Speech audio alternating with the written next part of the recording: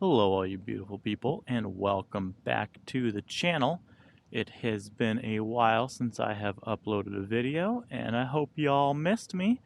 This is just a quick rundown of some general gear that I use. As a lot of you know, I don't wear protection other than a helmet, but I know I see lots of posts in the community of those Begode pedals with the RGB lights. I see a lot of questions about best speakers, best earbuds, best way to have, audible cues of sorts, best helmets, just a variety of questions. And I just want to go through real quick, show you guys what I have here currently and, things that I suggest. So without further ado, this is my T4 V2-ish. I say that because it has a V3 board in it, but it does have the EUC V2 motor. I rode that wheel in the snow. I'm sure you guys may have seen the video, and I haven't had any weird noises, no odd sounds from the bearings or anything. This wheel has performed just the same before the snow as it had after the snow. So one of the first things I want to get into is audio. A lot of people talk about audio, whether it's a device to get EUC World or other app alerts for, speeds, battery percentages, whatever. And earbuds, if you have a full face helmet, are very difficult. I rock the Steelbird here. I'll get that in a second. But I've tried Nothing Ear Ones, Bose headphones, a couple of others, and when you have a full face like this, it's very difficult to keep those in your ears and put the helmet on, let alone, the comfort of having a helmet on like that with earbuds. So here is a set of neck speakers. There is 2 drivers in each side, and you could ride, for hours and hours with these and never have to worry about the battery life.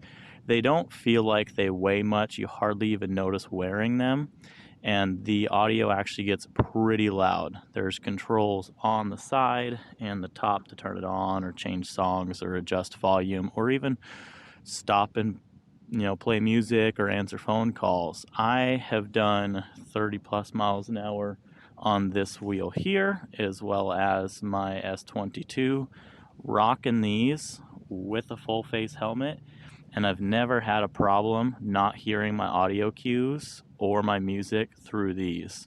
So if you're looking for an alternative, these are a really good option. These ones, I just posted a link to somebody earlier for these, are sold out right now, but there's lots of different options out there. Obviously look at the wattage or look at the power rating, what you're looking for as far as output and how loud they actually will get. Some of them are like 30 bucks. These ones were like 69 with a $30 coupon on Amazon. So I'll link them just in case they come back in stock, but absolutely wonderful. I ride with them everywhere now, both for audio cues and just for music. Since upgrading the boards, just side note, the display has been working on this unit and has had no issues. The light flickering issue kind of went away on its own and I haven't seen it come back.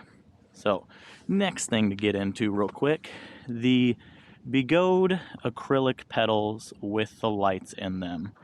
There is a little tiny circle disc light or puck light. It's an LED with some little tiny flat batteries, like watch batteries. I can't remember which one they are, 2016s or something, but it's in here. And then there's the magnet, which, as we all know, is basically useless on these newer wheels, and it's under the logo. You do not have to take the logo off to turn it on. You do not have to modify the pedal at all to make it work. The first few times you will use the pedals to push down on the button in there. It's just a metal contactor. You have to push with the force of God to get these pedals to light up, and there is 3 different settings before they turn back off again. There is kind of a flickering setting, a circular light setting, and then a full on, and then there's the off. So do note, They do have LEDs in there and they do work. You just have to push very, very hard, typically towards the upper part of the B. You could feel the little raised portion if you put your hand on there, but I believe they made it that difficult so they don't actually turn on and off or change modes while you're standing on the pedals and riding. I would turn them on, but I just don't feel like it at the moment, but I could show you if you guys want. Another thing I want to get into is, you know, you can't really tell here in Washington, Western Washington, because, you know, we don't get that much snow. However, it is like 30 degrees out here, so something I found are these fleece neck face, I don't know what you want to call them, guard warmers. You could fold them in half, you could put them over your head, you could wear them like a beanie, but what I do is I take this and I push it down over, you know, my head all the way down to my neck, pull it up past my ears and my nose, and then I put my full face helmet on. And what this does is, you know, not only does it prevent you from breathing in that cold air and kind of making it a harsh ride, but it also prevents your breathing from fogging up the face shield. You know, if you're a very heavy breather or you're in a really humid, cold environment, it's not going to work 100%. However, this is one of the alternatives I used. I've used quite a bit of different hacks to try to prevent this from fogging up, and almost none of them have worked, or they work very temporarily as much as I ride out here in the cold. So if you're looking for something to help, you know, this will help. You'll breathe in warm air, and it'll help prevent the fog on your lens here. This is my Steelbird SBA2. It's very hard to find these in the US. Most of them are for sale on eBay, international shippers out of India, because that's where these helmets come from.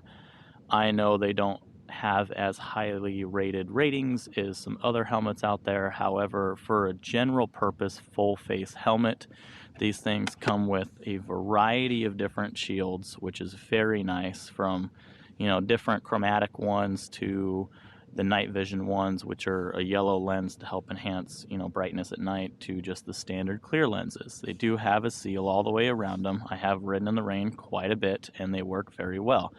The plus side to this helmet is it is very, very light. I have an Icon Airflight that's all modded out, and that thing, I swear to God, weighs like 6 pounds. It is heavy and it is bulky. You know, yeah, for you 50-mile-an-hour riders out there, it's a great helmet. It's a very safe helmet. It's motorcycle, you know, it's street rated. However, you know, you feel like a bobblehead doll wearing something like that around. I'm a big guy and I have like a 4XL on that helmet. And in this helmet, I wear 600 millimeter, I think, 580, something like that. It's considered the large, not the extra large. The extra larges are pretty hard to find. But even with my big head, this fits very comfortably. It also has closable vents in the top. So much like the weight of, oh, what is that helmet that everybody has? The TSG Pass Pro. I have one of those at home, and it's very light, but I don't like the lenses for it. You know, the face shields, there's not a bunch of aftermarket options. It's an okay helmet at best for its price. These things you could get for almost a third the cost. They're nearly as light, they have better venting on them, and they have just about the same field of view. It's another plus side to this helmet, is it has a massive cool lens and a really good field of view compared to a lot of other motorcycle style helmets. The padding is okay. You know, the forehead padding is not the best, which is typical with cheaper helmets like this, but all in all, if you watch my videos, I wear this and my blue version of this one just about everywhere. So, food for thought on those. You could get them on eBay. I am currently working on a seat for the T4. You know, I appreciate anybody that is willing to drop a comment below and tell me their thoughts. I personally think the seated riding on this is one of the best out there. However, a lot of people do want a taller seat. There is the Clark pads option, but you have to buy the fairings and everything else, and a lot of people aren't a fan of that or might not have the money for that. So I am making just from here behind the trolley handle back adapter that will go over and bolt on with stock hardware, and I'm going to offer it in different heights. It's not going to be modular or anything like some of my other parts that I make or that I'm known for. However, it'll be a less expensive alternative to form fit over the stock seat, kind of keep that stock look, but raise it up to different heights for people. Another thing I want to note real quick is a few of you have purchased my Fender here, and some are fans, some are not. I can't please everybody. However, big problems. You can see here, there's zero rubbing on this. This one is the same as everybody else has, and I have the knobby. The metal bracket in here bends up and down. Stock, it's bent down quite a bit to try to help prevent that debris from going up. So if you do buy the Fender from me, the front one obviously doesn't have any problems because there's not a lot of overhang. However, this rear one, a few people have mentioned that, it wears, it'll rub on the tire during off-roading, whatever. If you take this metal bracket part, the inner fender piece, and you bend it up and then Velcro your fender on, you're not going to have that issue. So a few people, have complained. I've tried to let them know. I've got a couple of bad reviews, I believe, for it. But if you bend that up, Velcro it on, you shouldn't run into that issue. This is the same one I've had on here since I made the parts for this wheel. And as you can see, there is no rubbing defects or issues with it at all. You can see one of the lights doesn't work here. Typical Begode thing in the cold. So although the screen works, the lights are still a little bit iffy. I do offer these little battery guard lower sections that are inexpensive too. The older ones here had the inner flap. It was unnecessary, so I have done away with that. It is just the side and front, or back and side, if you will, depending on which side of the wheel you are looking at.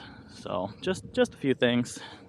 Handle's great, handle's adjustable. These are all tension fit in there and use the stock hardware, so very nice. Let me see if I could get the pedal to turn on for you. Like I said, force of God it takes to... There we go. That's one of the modes.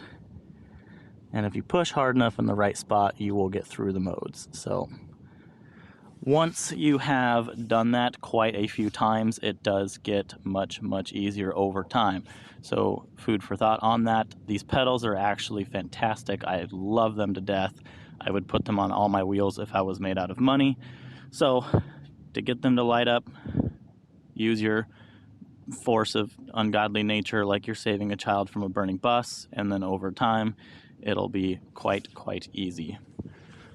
That is about everything I have for you guys today. Just wanted to go over some basics and then, some stuff on this wheel. So I hope that you guys are enjoying your wheels. I hope that if you have any T4s, Masters, or newer ones, that you are not having any major issues with them and that you are out having fun and enjoying your EUC as you should. And thank you all for watching again and subscribing. I appreciate you all, and I hope you all have a beautiful day. You beautiful people.